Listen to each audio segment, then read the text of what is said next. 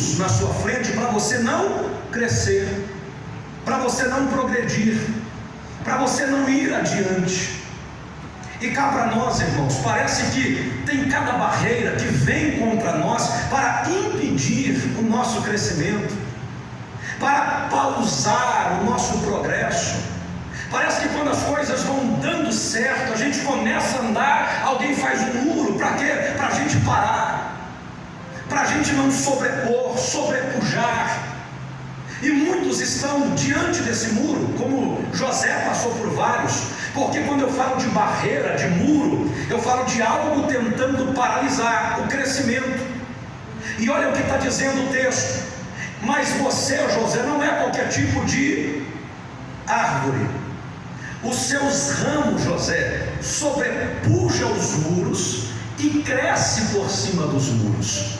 Irmão, só para você começar a entender o que eu vou pregar para você, é que todo aquele que Deus olha e fala: eu vou prosperar, eu vou abençoar, eu vou fazer crescer, eu vou fazer governador, eu vou dar para ele vitória, entenda que pessoas vão tentar construir, ao invés de pontes, vão construir muro, para que nós ficamos isolados, vão tentar nos jogar de lado, vão tentar barrar o nosso crescimento. Mas a promessa é: não tem muro, José, que vai te segurar, porque tu está ligado na fonte, e a fonte vai te dar combustível para você crescer por cima dos muros, e as suas ramagens não vão ser impedidas de crescer.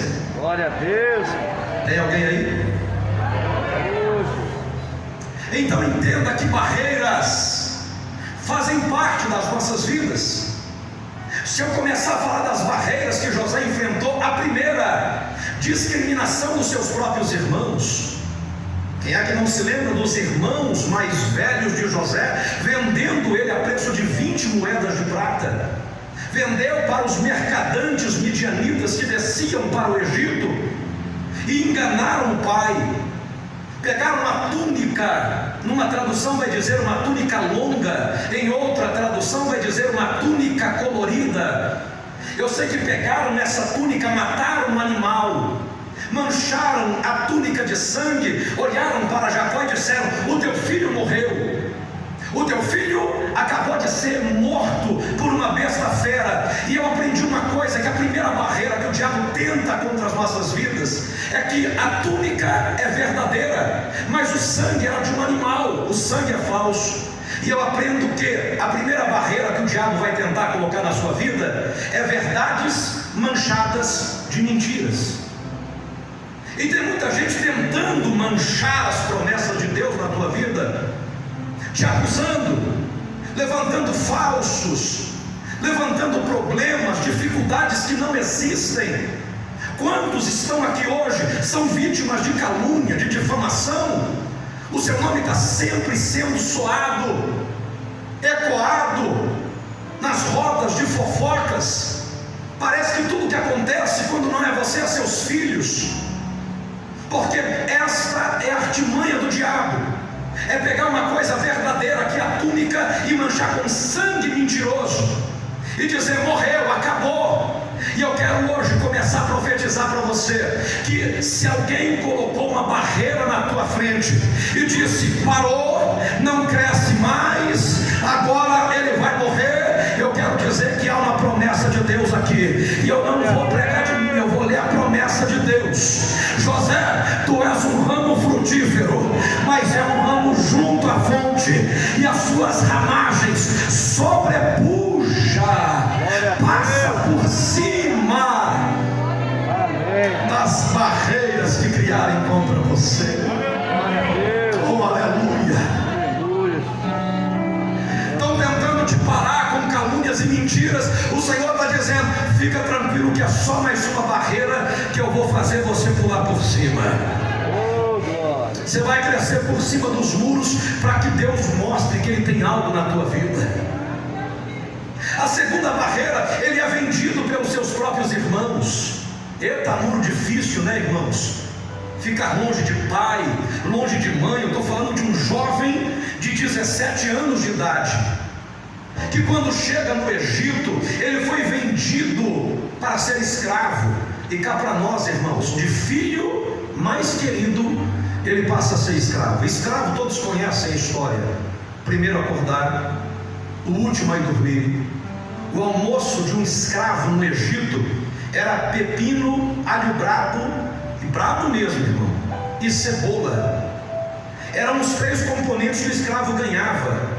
Como ele se alimentava, pastor? Misturava isso com as lavagens, o resto de comida dos egípcios para poder se alimentar. E além de tudo, agora ele está na casa de um homem chamado Potifar, trabalhando como escravo. E se não bastasse, lá vem uma segunda barreira, um segundo muro tentando parar o crescimento de José. A mulher de Potifar tenta de todo jeito ter relação com ele, ele foge. Por esse motivo é lançado dentro de uma cadeia. E sabe quantos anos José fica numa cadeia? Dos 17 aos 20, 21 anos de idade. 3 anos e meio. Imagina alguém que não fez nada. Porque se você apontar o dedo para mim e falar: você fez isso, você fez aquilo, e me acusar do que eu fiz, está tudo certo. Eu vou sofrer, eu vou me decepcionar, eu vou ter muitas dificuldades, mas eu fiz. Agora, duro, irmãos, é quando você não faz. E José está sendo acusado, julgado, subjugado pelo que ele não cometeu. Mas a Bíblia diz que lá dentro da cadeia ele continua crescendo. Sabe por quê, irmãos? Porque a Bíblia diz que Deus coloca as chaves da cadeia na mão de José, e ele sobe um cargo, e de preso comum ele se torna o carcereiro mor. O que eu estou pregando para você é que José, repete comigo, tinha a chave das cadeias nas mãos.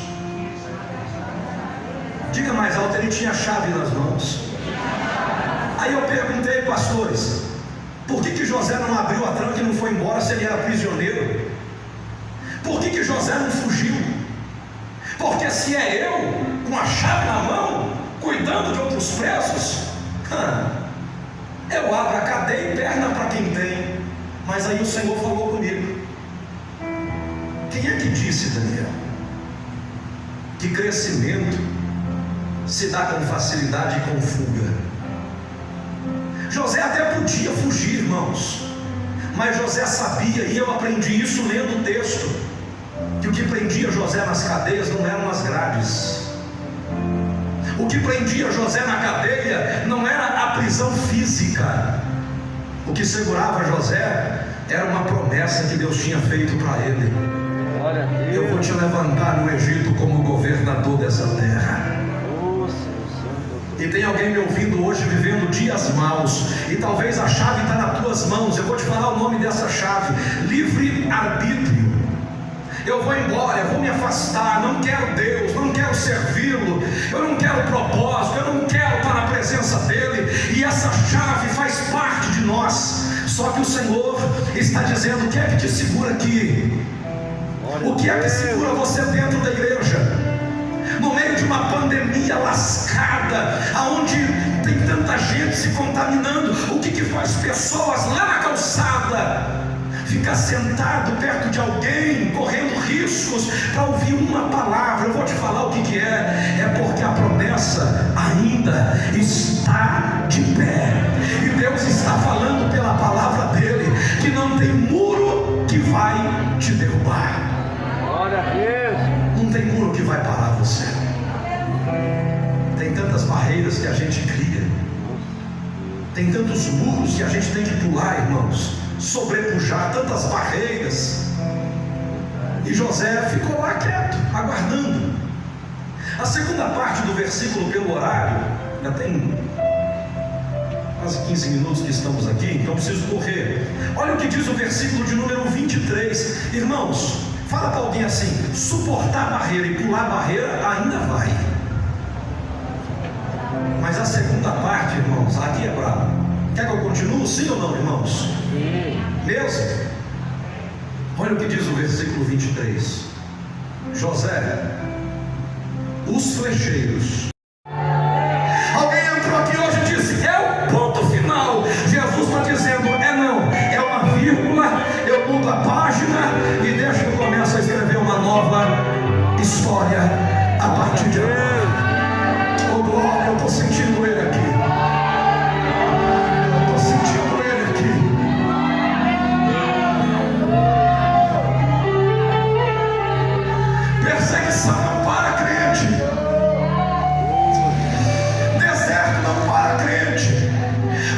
Falta de dinheiro não para crente. Pandemia não para crente. Não estou desdenhando. Eu estou pregando, irmãos, que para cada flechada existe uma mão que te pega, te levanta, te coloca de pé, te sustenta, te faz andar, te faz começar novamente. Jesus está falando para o meu coração. Hoje eu estou dando um recomeço para muita gente aqui. Glória. Aleluia.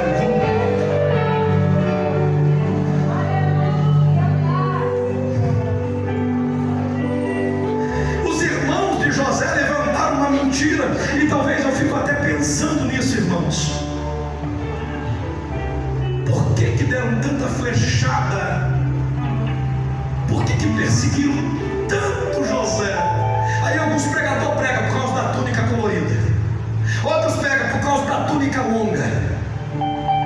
Eu, lendo, entendi o porquê que ele tomava tanta flechada e tentaram levantar tantas barreiras contra ele. Porque ele era o filho mais querido e cuidava das coisas de seu pai. Irmãos, olha para mim um minutinho aqui. O diabo não está nem aí com aquele que não quer cuidar das coisas de Deus. Mas se você colocar a mão nas coisas de Deus, é flechada para todo lado. Só que tem uma coisa: ele era o filho mais querido. Sabe por que a pandemia não acabou com você? A Covid não acabou com você? Não é porque você tem uma estrelinha na testa, não, irmãos. Não me pegou porque eu tenho imunidade. Vai nessa. Não me pegou porque eu sou atleta. Vai nessa.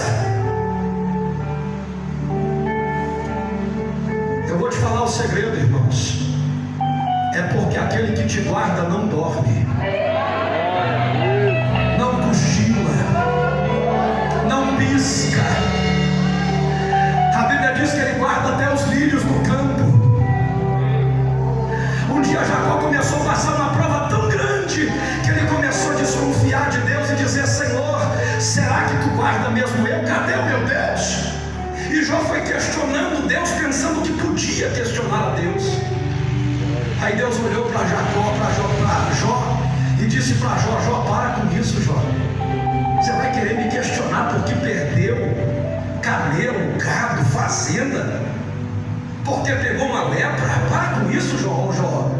Não, Senhor, eu quero saber, porque maldito seja o dia que eu nasci. E Deus olha para Jó e fala: Jó, me fala uma coisa, Jó. Onde é que você estava no dia que eu coloquei a fundação na terra e os alicerces do universo? Onde é que você estava, Jó? Você está querendo contender comigo, Jó? Aonde que você estava, Jó? Quando eu abri os rios e os ermos no meio dos desertos? Fala para mim, Jó. Quando as jumentas vão ter parto e o filhote atravessa no seu ventre, quem é que desce nas montanhas, nas madrugadas, para fazer o parto delas? Quem que desce lá, Jó? E Jó foi parando, entendendo e dizendo: realmente, Pai, nada está na minha mão, nada está no meu controle, nada está na minha administração. O Senhor deu, o Senhor tirou, o Senhor fez, o Senhor desfez, e em tudo eu vou bendizer o teu santo nome. Sabe o que José está me ensinando aqui? Que Deus não vai nos livrar de barreira nem de flechada, mas Deus vai nos dar força para passar por cima dessas flechadas. Se você levantar a mão, já que você não pode pregar para o irmão que está do teu lado, eu prego, mas levanta a mão. Para cada flechada uma história, para cada flechada um fortalecimento de Deus para o teu coração e para a tua vida. José, a sua história não vai terminar assim, José. Por que, José? Por que José teve tudo isso de Deus? Porque Deus escolheu.